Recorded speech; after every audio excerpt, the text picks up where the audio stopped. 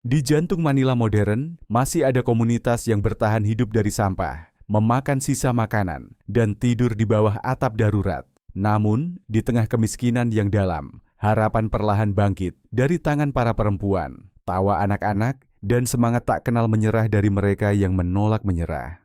Apa yang sebenarnya terjadi di Happy Land dan Sanji, dan mengapa dunia harus berhenti untuk mendengarkan? Mari kita cari tahu dalam video ini. Happy Land, tempat sampah menjadi tali kehidupan terakhir. Di jantung Manila, kota yang dikenal sebagai salah satu ibu kota paling modern di Asia Tenggara dengan pusat perbelanjaan berkilauan, hotel bintang 5, dan restoran mewah, terdapat dunia tersembunyi yang diliputi bayang-bayang. Happy Land. Nama tanah kebahagiaan terdengar seperti lelucon kejam terhadap kenyataan brutal. Ribuan orang yang bertahan hidup setiap hari dengan mengandalkan sampah. Di sini, hidup dan limbah tidak dapat dipisahkan. Tak ada lagi batas antara apa yang bisa dimakan dan apa yang sudah dibuang. Pak-pak, sisa makanan yang dikumpulkan dari tempat sampah restoran, dibilas seadanya dan digoreng ulang, telah menjadi sumber utama makanan. Tidak semua orang cukup beruntung memiliki pak-pak setiap hari. Bagi banyak keluarga, itu dianggap sebagai berkah. Anak-anak di sini tumbuh dikelilingi sampah, menghirup asap dan debu, belajar bertahan hidup sebelum belajar membaca. Setiap pagi, alih-alih pergi ke sekolah, mereka mengikuti orang tua mereka ke tempat pembuangan sampah, berebut kantong plastik atau tulang berdaging. Happy Land bukan hanya perwujudan kemiskinan, ini adalah pembesaran ekstrim dari ketimpangan. Hanya beberapa blok jauhnya, orang menghabiskan ratusan dolar untuk pengalaman fine dining, menyeruput anggur dalam kenyamanan ber-AC. Sementara itu, di sini, sepotong kulit ayam yang dipanaskan kembali sudah cukup untuk membawa kebahagiaan sepanjang hari. Kontras itu tidak hanya mengejutkan mata, tetapi memaksa kita bertanya, bagaimana masyarakat bisa benar-benar maju jika di samping cahaya kota masih ada sudut-sudut yang sepenuhnya dilupakan dalam kegelapan? Happy Land adalah tempat di mana orang hanya ada daripada hidup. Namun dalam keberadaan itu, tangguh, sabar, dan terhubung. Terdapat pengingat kuat. Di balik lapisan sampah dan kemiskinan, detak jantung komunitas yang tenang masih berdetak. Masih ada orang di sini yang tidak pernah menyerah. Jika Anda pernah mengeluh makan siang Anda hambar, cobalah bayangkan, berebut tulang ayam di tumpukan sampah. Tapi hey, jangan cuma bayangkan. Suka, bagikan, dan tinggalkan komentar. Apakah Anda berani mencoba pak-pak sekali dalam hidup Anda? Atau lebih baik serahkan saja pada mereka yang benar-benar pemberani?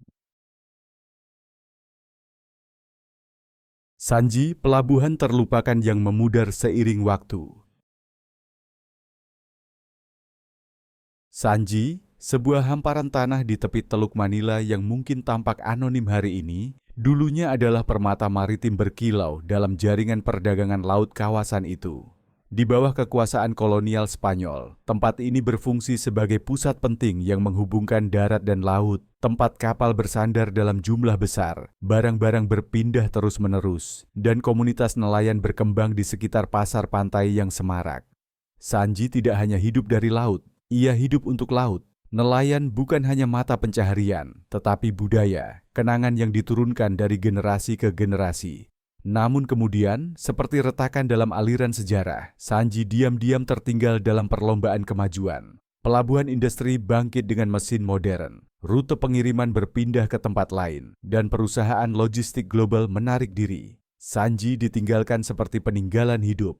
Tak ada lagi suara kapal, tak ada lagi pasar pagi yang ramai. Hanya dinding bata berlumut garam yang menua, mengisyaratkan kejayaan masa lalunya. Saat perekonomian runtuh, banyak anak muda meninggalkan desa. Mereka yang tetap tinggal, kebanyakan lansia dan perempuan, berjuang untuk bertahan. Namun, di dalam kesunyian itu, Sanji masih menyimpan api yang tak pernah padam. Di rumah-rumah miringnya, orang-orang masih merayakan festival rakyat, masih menyalakan lilin untuk menghormati laut, masih bercerita kepada anak-anak mereka tentang masa ketika ikan memenuhi teluk. Mereka percaya Sanji akan bangkit kembali. bukan melalui proyek raksasa, tetapi melalui ingatan, keyakinan, dan semangat manusia. Sanji belum mati, ia hanya tertidur, menunggu untuk dibangkitkan oleh ketekunan mereka yang tak pernah meninggalkannya. Perempuan-perempuan Sanji, jantung komunitas yang terlahir kembali. Ketika laut tidak lagi memberi ikan dan para pria pergi mencari kerja ke kota, mereka yang tersisa di Sanji, kebanyakan perempuan, diam-diam mulai menulis babak baru untuk komunitas mereka. Tidak lagi terkungkung di dapur atau ladang, mereka melangkah keluar, mengambil peran sebagai pencari nafkah utama, dan yang lebih penting, mereka menjadi arsitek harapan. Semua bermula dari hal-hal kecil, menanam sayuran organik, memelihara ayam, mengawetkan ikan dengan cara tradisional untuk memberi makan keluarga mereka. Namun dari situ mereka membentuk kelompok, berbagi pengetahuan, menciptakan rantai produksi berskala kecil yang terkendali, dan perlahan membangun ekonomi lokal. Bukan hanya untuk mempertahankan mata pencaharian, tetapi juga menjaga jati diri. Yang penting adalah mereka tidak melakukan ini sendirian, melainkan melalui dukungan bersama. Jaringan perempuan yang terikat bukan oleh kontrak, melainkan oleh kepercayaan. Lebih jauh lagi, banyak dari mereka dengan berani menggabungkan pertanian dengan pariwisata berbasis komunitas. Pengunjung kini datang ke Sanji bukan hanya untuk melihat laut, tetapi untuk hidup bersama masyarakat, memasak kinilau, mendengarkan cerita desa, dan merasakan sesuatu yang langka. Keaslian tanpa filter. Perempuan-perempuan ini yang dulu dianggap sebagai pengikut, kini telah menjadi pemimpin, penjaga memori, dan pelopor jalan masa depan. Mereka mengelola kelas sukarela, menjaga sekolah desa tetap berjalan, saling mengajarkan keterampilan baru, dan meskipun mereka bukan politisi atau pengusaha besar, mereka mendorong komunitas maju hari demi hari. Di dunia yang berputar gila atas nama modernisasi, mereka menjadi pengingat bahwa kemajuan paling mendalam tidak bersuara. Ia dimulai dengan ketekunan yang tenang, dengan cinta yang diam-diam terhadap tanah tempat mereka berpijak. Ketika makanan menggantikan sekolah, tak ada gambaran yang lebih tepat tentang ketidakadilan sosial selain anak yang dipaksa memilih antara makanan dan ruang kelas. Di tempat-tempat seperti Happy Land atau Sanji, ini bukan skenario dramatis, ini kenyataan sehari-hari. Ketika seluruh penghasilan keluarga nyaris cukup untuk membeli beras, maka buku, seragam, dan biaya sekolah tiba-tiba menjadi kemewahan. Pendidikan yang seharusnya universal menjadi milik mereka yang mampu. Tidak jarang anak-anak putus sekolah dini untuk menjual jajanan di jalan, menjaga adik, atau membantu ibu mereka mengambil air upahan. Beberapa bahkan yang baru berusia 9 tahun sudah memikirkan cara mengisi meja makan. Beberapa ibu melewatkan waktu makan demi menyimpan cukup uang agar anaknya bisa sekolah. Dan banyak orang tua dengan hati berat terpaksa membiarkan anak-anak mereka berhenti, bukan karena lalai, tetapi karena tidak ada jalan lain. Namun, di tengah kesulitan ini, masih ada cahaya kecil yang menyala. Semangat bayanihan, nilai budaya Filipina yang mengakar kuat, terus bersinar. Tetangga saling membantu dengan sekantong beras atau buku catatan bekas. Gereja membuka pusat belajar gratis. Guru-guru desa mendatangi rumah-rumah, membujuk orang tua agar anak-anak mereka kembali bersekolah.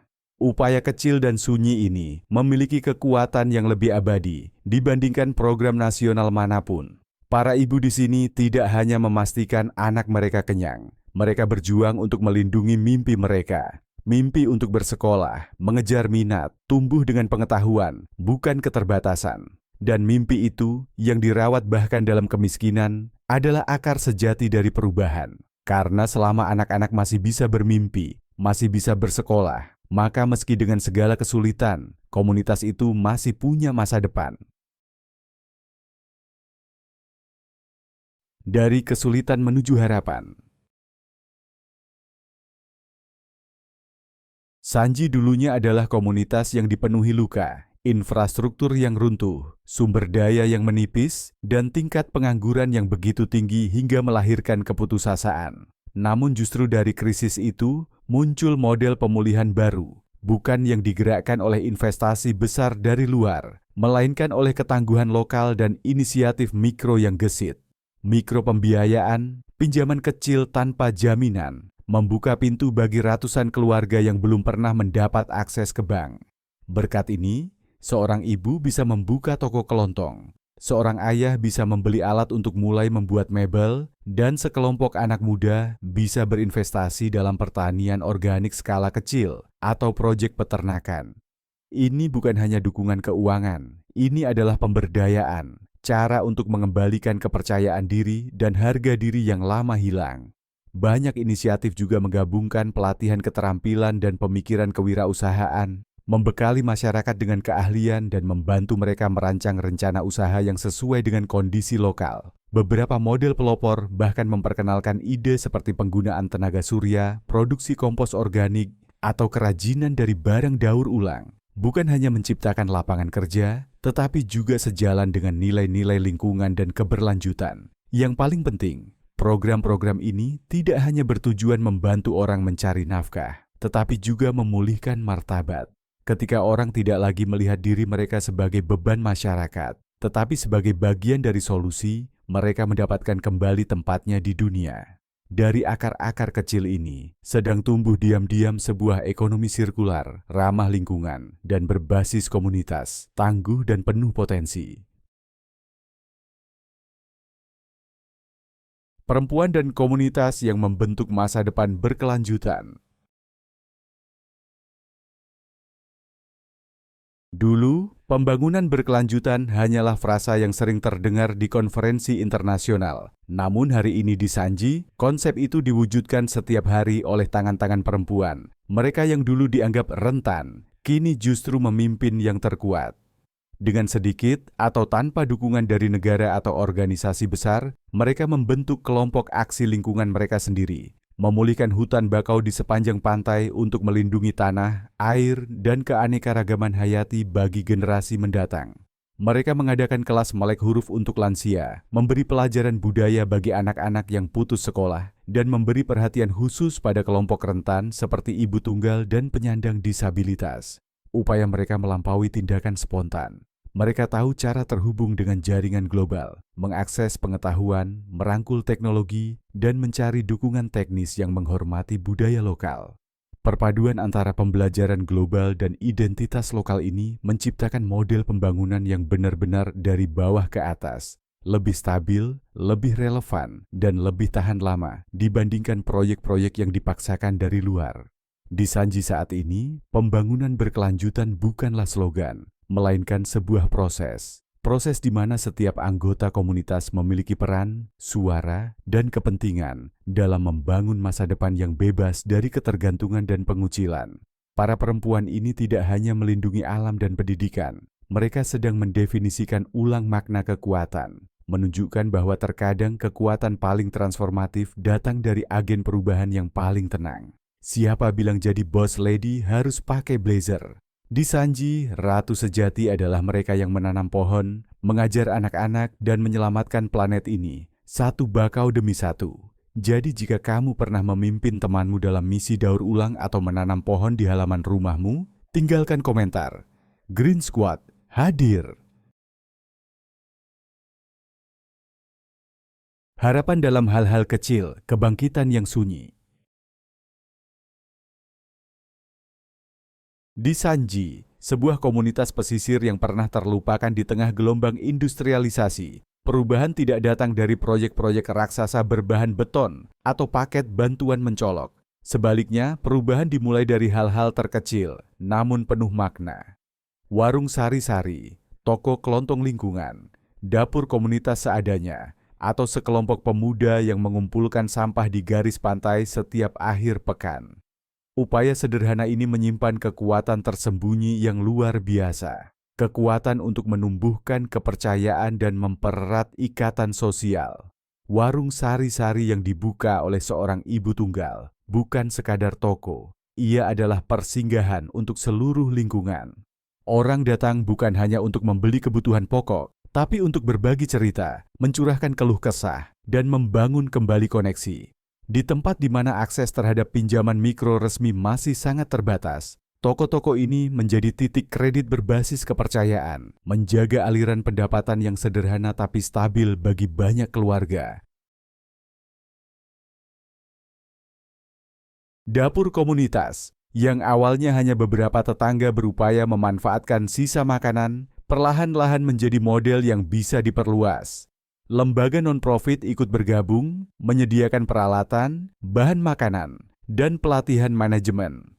Apa yang tadinya solusi sementara kini menjadi pos gizi lokal, berperan penting dalam ketahanan pangan dan kohesi sosial. Yang paling menonjol, para pemuda alih-alih menyerah pada pengangguran, memulai proyek-proyek berdampak jangka panjang. Mereka mengadakan aksi pemilahan sampah, mengubah plastik menjadi barang berguna, melukis mural bertema perubahan iklim, dan bahkan membentuk kelompok penghijauan kota untuk menanam pohon di lahan kosong. Upaya ini tidak hanya membersihkan lingkungan, tetapi juga menciptakan ruang belajar, mendorong kreativitas, dan menumbuhkan jiwa kepemimpinan di kalangan muda.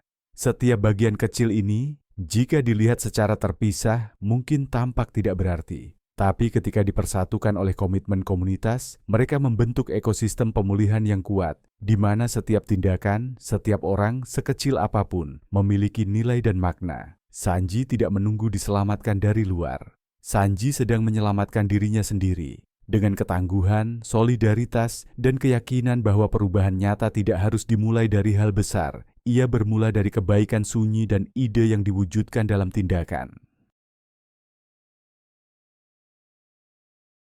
Pekerja informal, tulang punggung, tak terlihat dari ekonomi. Dalam dokumen kebijakan, ekonomi informal sering dikategorikan sebagai tidak diatur, tidak standar, atau bahkan sebagai hambatan pembangunan. Namun dalam kehidupan nyata, terutama di daerah miskin seperti Happy Land atau Sanji, ekonomi ini justru menjadi tulang punggung diam-diam dari ekonomi lokal. Dengan lebih dari 34% PDB nasional berasal dari sektor informal, meremehkan tenaga kerja ini bukan hanya pandangan pendek, tetapi juga berbahaya. Di Happy Land, setiap pagi buta, para pedagang kaki lima mendirikan lapaknya, menjual sayuran, buah, dan nasi kotak kepada para pekerja pabrik. Mereka adalah mata rantai penting dalam pasokan makanan terjangkau bagi buruh berpenghasilan rendah.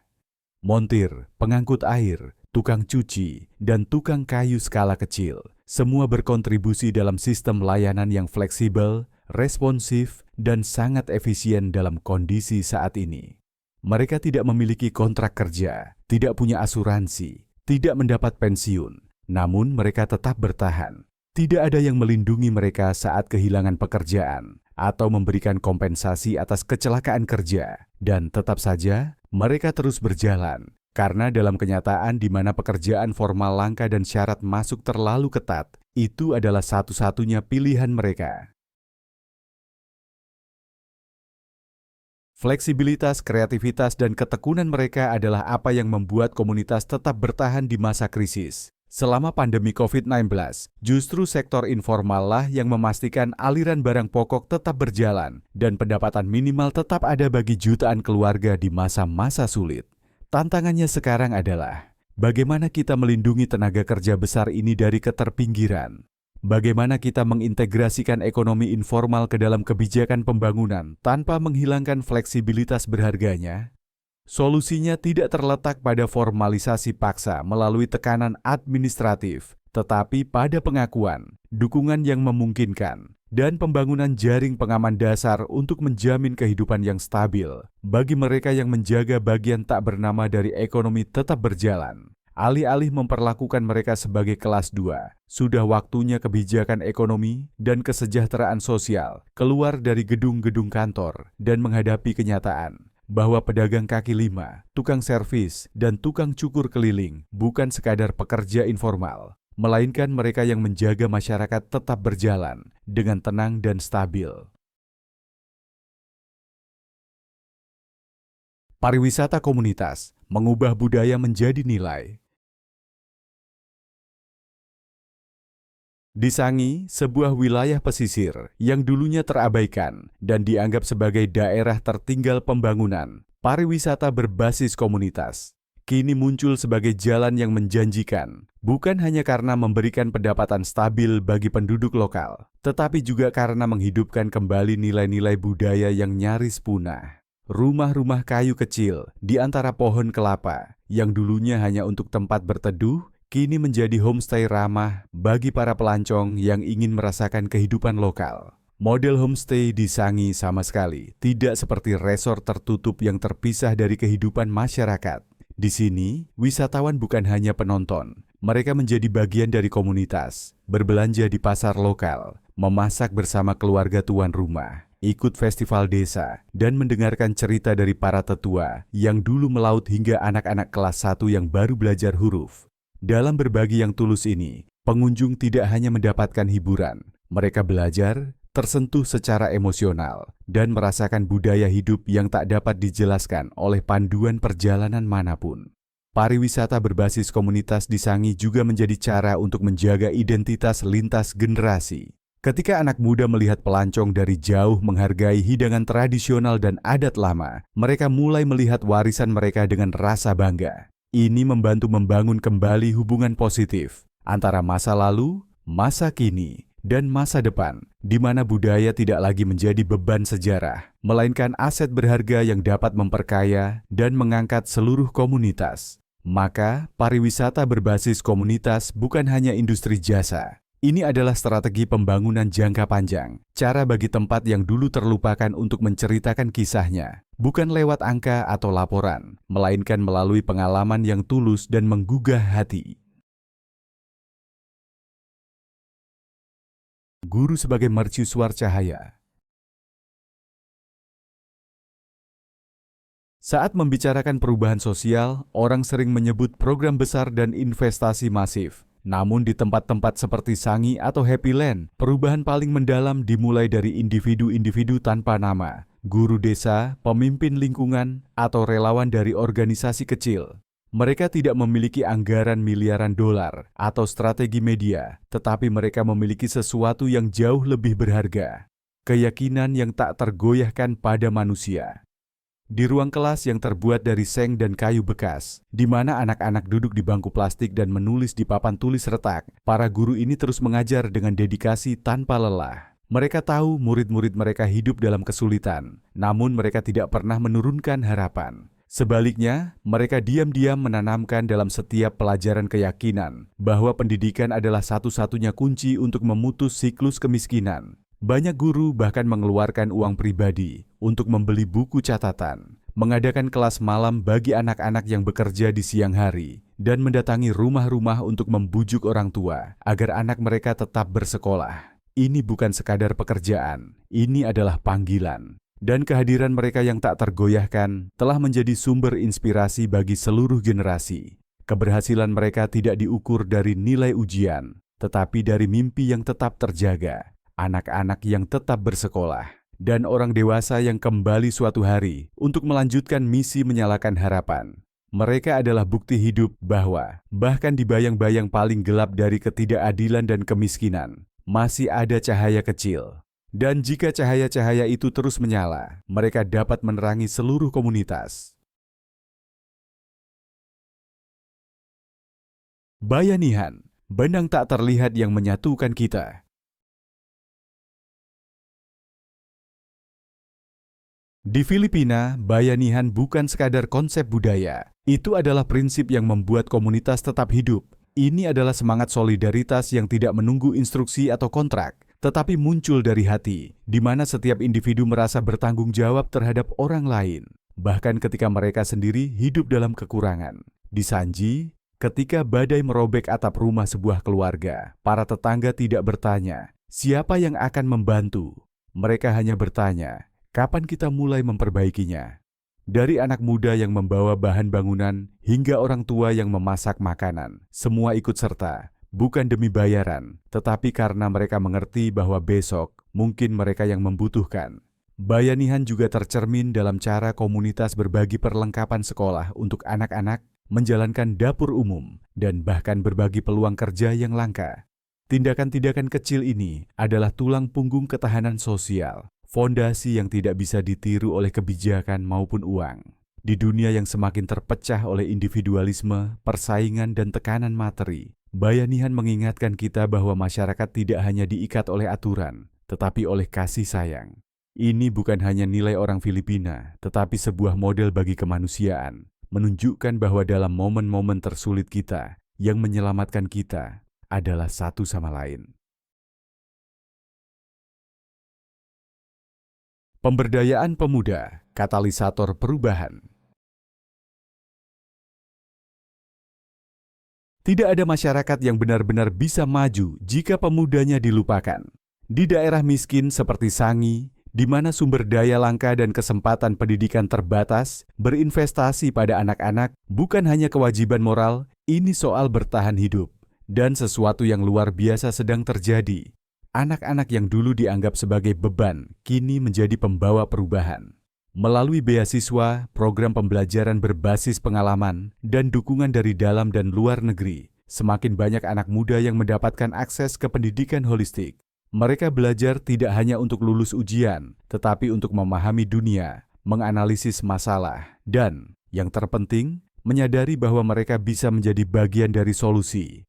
Kampanye lingkungan, inisiatif pendidikan, dan jaringan pemuda untuk pembangunan komunitas bermekaran digerakkan oleh anak-anak muda sendiri. Memberdayakan pemuda tidak berhenti pada mengirim mereka ke sekolah, itu tentang memberi mereka suara, kesempatan untuk memimpin, melakukan kesalahan, dan tumbuh. Itu membutuhkan sistem kepercayaan, kesabaran, dan dorongan, bukan hanya dari pemerintah atau LSM, tetapi dari seluruh komunitas.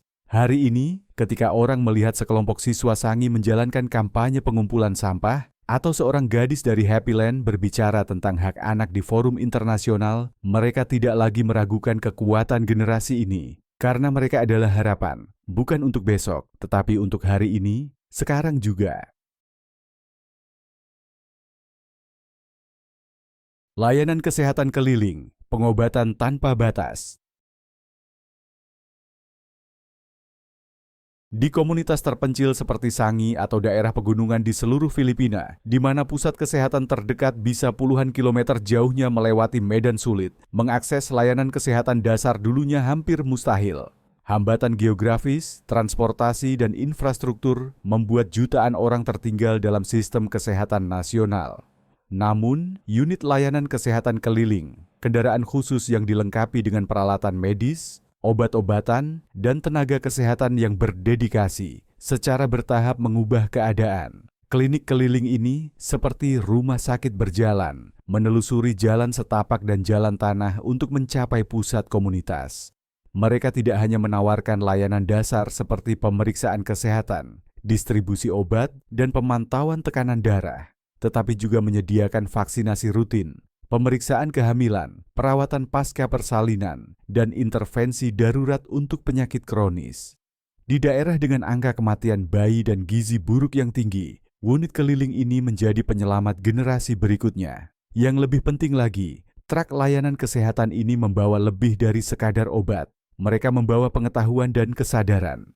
Tenaga kesehatan mengadakan sesi tentang kebersihan, gizi, perawatan anak, dan pencegahan penyakit. Hal-hal yang mungkin terdengar sederhana, tetapi secara mendalam mengubah cara komunitas memandang kesehatan mereka sendiri.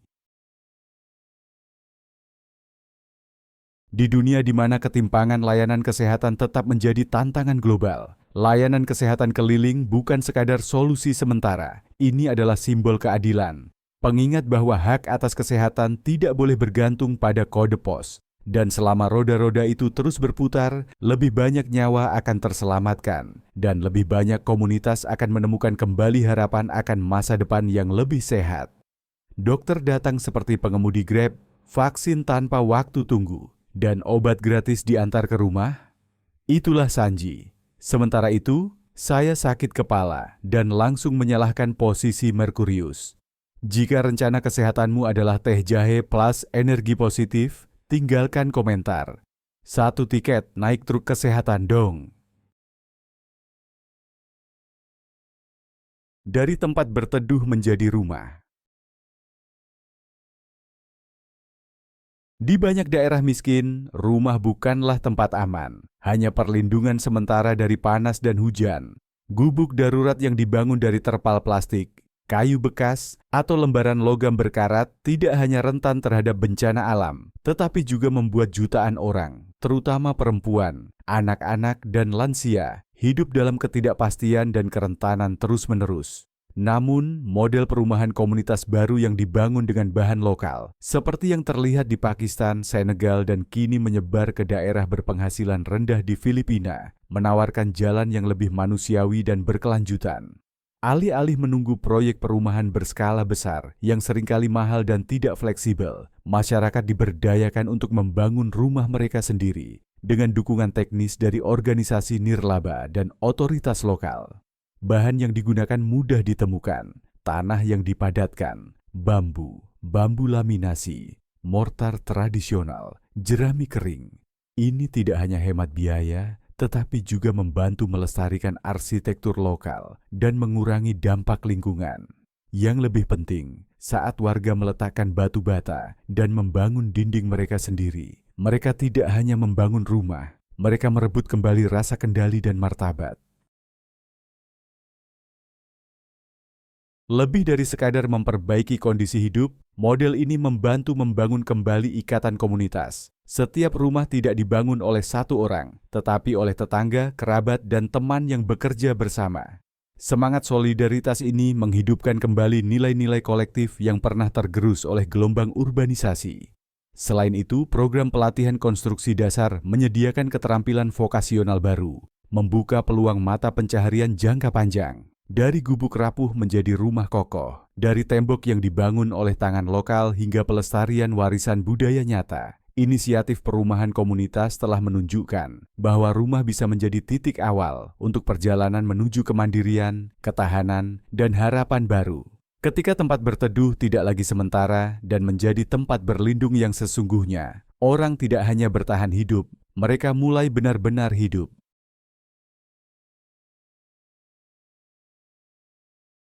Dari sampah menuju kemenangan, dari kesunyian menjadi kekuatan, Sanji dan Happyland membuktikan bahwa perubahan nyata dimulai dari hal kecil, namun tumbuh besar dan lantang. Jadi, beritahu kami, apakah kamu akan mencoba Pagpag, ikut misi menanam bakau, atau menginap di homestay Sanji? Tinggalkan komentar, apa yang paling menginspirasimu?